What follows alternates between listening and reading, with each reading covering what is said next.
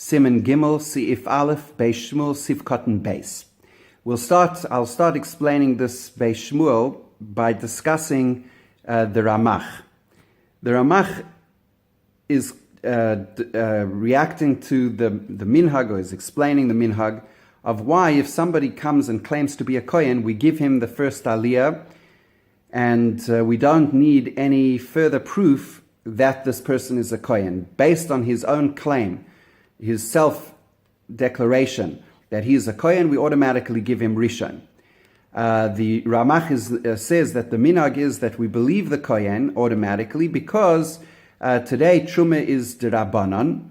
The reason truma is d'Rabbanan is because, according to some poskim, truma is only d'Oraisa if the entire Bnei Yisrael are in Eretz Yisrael, and they are living and rule over the entire Eretz Yisrael that was promised to Avraham Avinu. Only if those two circumstances are if those two circumstances are present. Number one, that the entire Bnei Yisrael, not only a portion of Bnei Yisrael, are in Eretz Yisrael, and number two, that the Eretz Yisrael is entirely under the control and the rulership of Bnei Yisrael, then is Truma d'Oraisa. In other circumstances, if only a part of the nation is in Eretz Yisrael, if we don't have rulership of the entire Eretz Yisrael, then Truma is only midrabanan.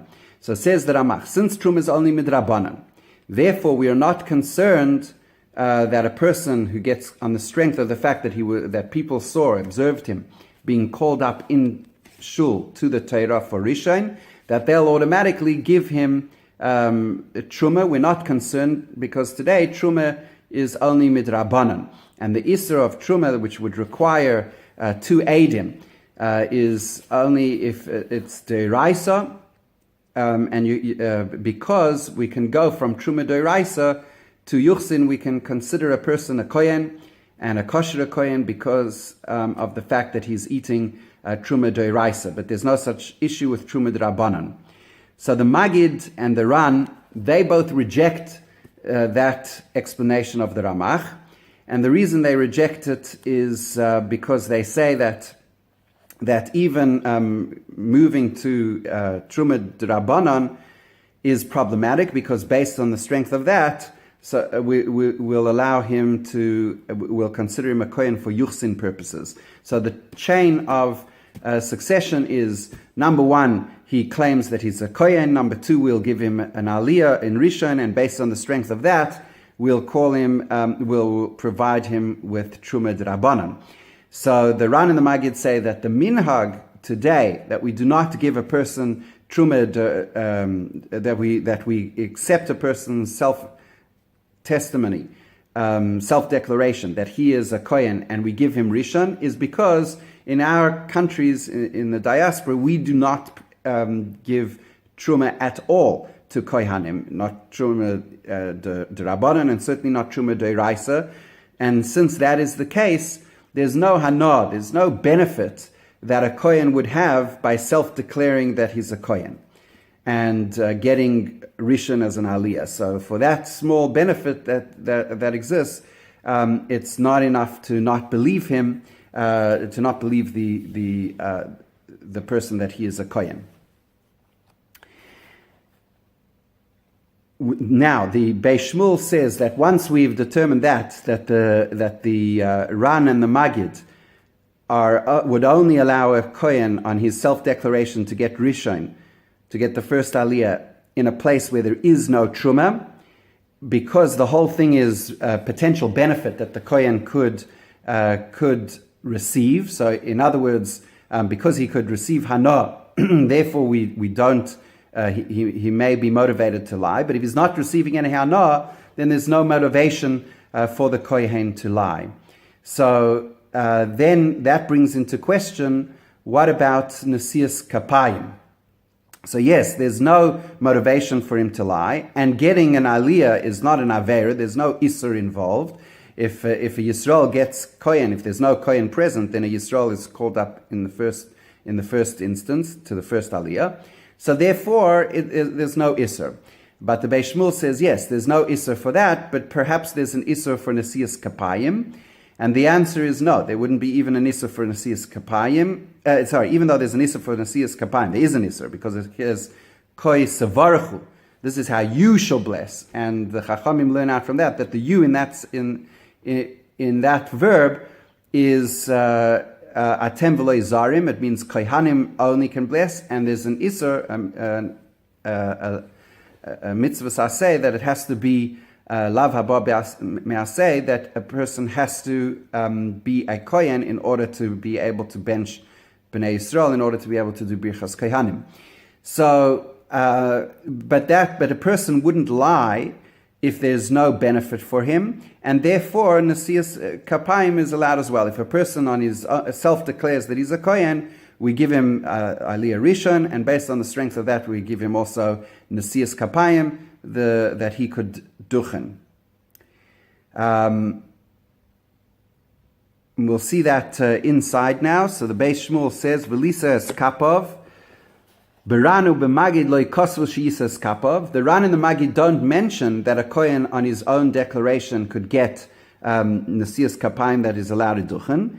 Elakosvu, rather the Ran and the Magid both write shekorim b'Torah, that you allow him to be called to the Torah on his self-declaration that he's a kohen. Hoyel ve'ein isur b'davra, because there's no isur, there's no prohibition in calling a person, even if he wasn't a kohen, to the Torah. The reason that we give a kohen the first aliyah is because of shalom. If we wouldn't give the kohen the first aliyah, then any person, then people would argue about who should get the first aliyah. People would claim that they want the first aliyah, they're deserving of the first aliyah. So what we said is that a kohen gets the first aliyah, and since this person is claiming to be a kohen, the other kohenim won't argue with him. There won't be any strife or discord, because the other kohanim will say he's a kohen like us, even based on his self-declaration. There's no isur involved in it. Avalisa es kapov, but to duchen, yesh leime da'asur, that there is an isur in duchening. Daha ika isa medeiraisa, diksiv koisa varechu, thus shall you bless, so shall you bless. You atem tevarechu v'lo zarim. The Chachamim say, you bless, and not people who are non-kohanim. So therefore, when it may be, the first thought of the Beis Shmuel is that the reason that the Ran and the Magid only mention the first aliyah to the Torah and don't mention Nesias Kapayim is because calling a person to the Torah, there's no isur, even if he's not a kohen, but calling a person to, but allowing a person to duchen who's not a kohen, that could potentially be an isur deraisa. And therefore, the kashal arav Ramah. The Ramah is therefore problematic, because our Ramah, dematilis es kapov, he says clearly that the kohen is believed not only to gain the first aliyah, but also to duchen. V'chein hiksha b'chelkas mechoykek, and the chelkas mechoykek asks the same question. V'tzarech liyos, so the Beis Shmuel answers on behalf of the Ramah. It must be, says the Beis Shmuel, that Ramah hichriach kain, that the Ramah derived the fact that you could give a kohen nesias kapayim from the logic and from the thought process of the Ran and the Magid. Midekosvu Aran v'Magid b'shem Ramach. So the Ran and the Magid wrote in the name of the Ramach that minag shalano, our custom is la'amina likra b'Torah. If a person claims that he's a kohen, to immediately believe him without any further investigation and allow him to get the first aliyah. And we don't suspect, says the Ramach, that the person will come to eat truma from that. So we'll see, he's a kohen, and we'll provide him truma. Mishum truma bizman hazeh midrabanan, because truma in our times, when the entire Bnei Yisrael do not live in Eretz Yisrael, and we don't have bailus over the entire Eretz Yisrael, truma is only midrabanan. Vehem tirtzu, that's what the Ramach says.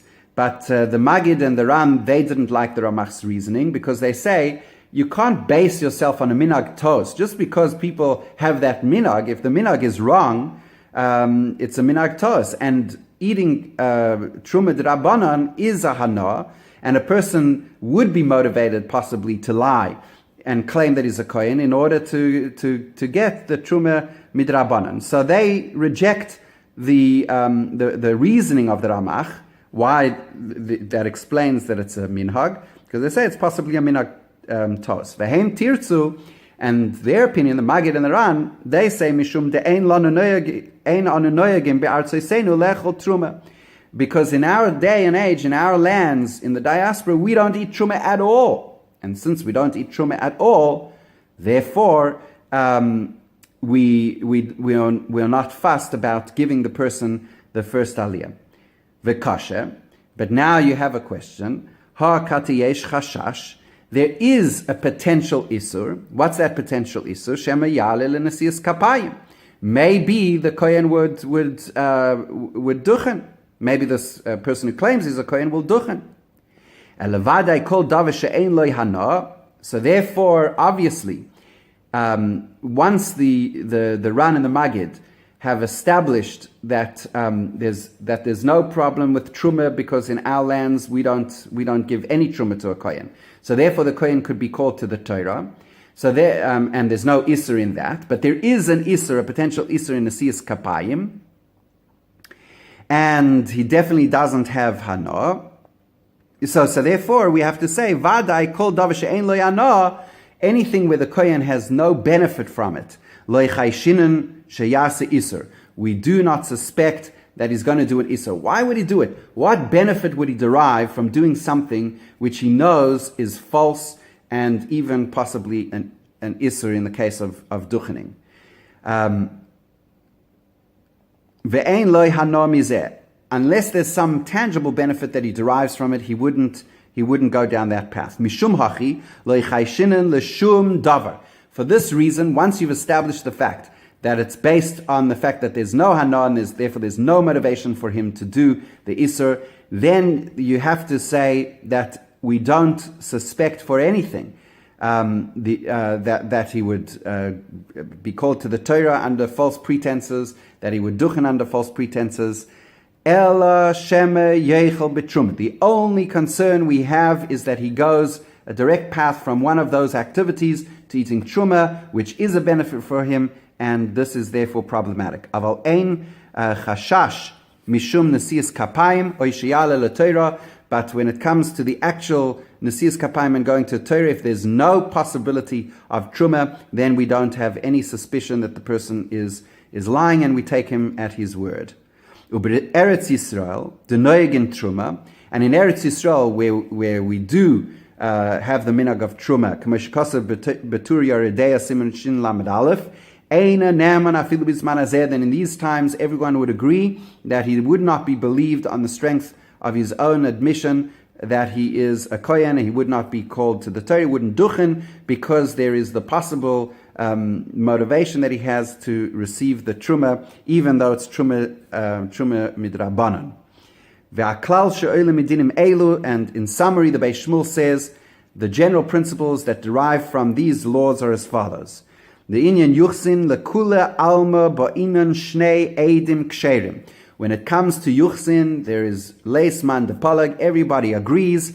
In order to establish a person as a kosher kohen, you must have two eidim. Two eidim are what are required to establish him as a kosher aid. Ube siman akoidem kosafti mahu hapirush yuchsin.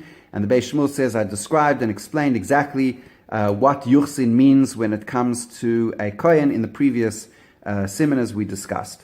Rambam svirale demailim mitrume leyuchsin, and the Rambam maintains that you're allowed to elevate a person from truma to yuchsin. Lachein tzarich shnei eidim lahoyd alav shuhu kohen sheyochel truma deiraisa, and therefore you need two eidim to give testimony that this person is a kohen, if it will lead to the kohen eating truma d'oraisa, because the Rambam says there's a direct path. As soon as somebody eats truma d'oraisa, that immediately gives him a status of somebody who is a kosher kohen. And since Maile asu b'yuchsin, the Chachamim were extremely punctilious, they were extremely careful with yuchsin to protect yuchsin, so therefore they said that a person cannot eat truma d'oraisa. And therefore you need two eidim to testify that a person's a kohen before he could eat truma deraisa, because it's an immediate step from eating truma deraisa to yuchsin, to be considered a fully fledged kohen in terms of yuchsin. And there are those that argue with the Rambam, but the Rambam's opinion is that 2 witnesses are required for a person to eat truma deraisa. Ulitruma derabanan dai eit echad.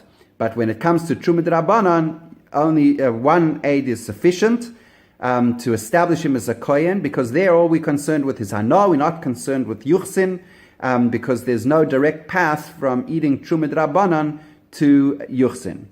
Umasnissen, and the Mishnah in Ksubas, which says the Tana bizman shehem meidim zeh ezeh ne'emanim, the Mishnah in Ksubas, Daf Chaf Gimel Amid Beis, which says if 2 people arrive and they're strangers, we don't know who they are, Reuven and Shimon, and Reuven's made that Shimon is a kohen, and Shimon is made that Reuven is a kohen, ne'emanim, they are believed. And there we have only 1 aid. We don't have more than 1 aid. Reuven is the 1 aid for Shimon, and Shimon is the 1 aid for Reuven, and they believed. And al korcha, you must obviously say over there that Mishnah is Eire betrumid Rabbanan.